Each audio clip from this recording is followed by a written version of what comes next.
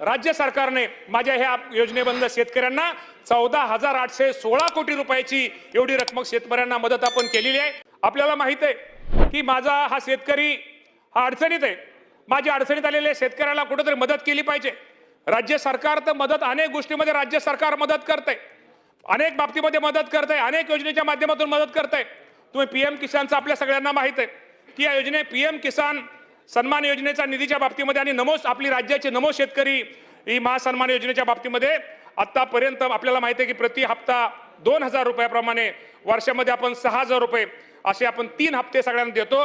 आणि आपण जर केंद्राचा अध्यक्ष महोदय जर विचार केला, केंद्राचा जर विचार केला, साधारणतः 23 हप्त्यामध्ये केंद्र सरकारने साधारणतः 1,16,00,000 शेतकऱ्यांना एकूण आतापर्यंत 42,900 कोटी रुपयाची मदत ही केंद्राच्या या योजनेतून निर्माण झालेली आहे।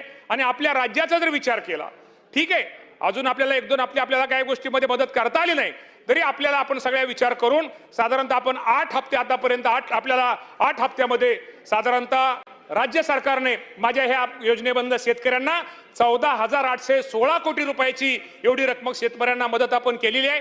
आणि शेवटी मदत म्हणजे काय, आपण शेतकऱ्यावरती उपकार करत नाही।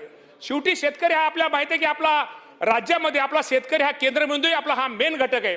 शेवटी या शेतकऱ्याला मदत करणं, शेतकऱ्याला सहकार्य करणं, अडचणीच्या काळामध्ये, दुःखाच्या काळामध्ये या शेतकऱ्याच्या पाठीमागे उभं राहणं हे शेवटी राज्य सरकारचं काम आहे। मला वाटतं सावरकर साहेब का कुणीतरी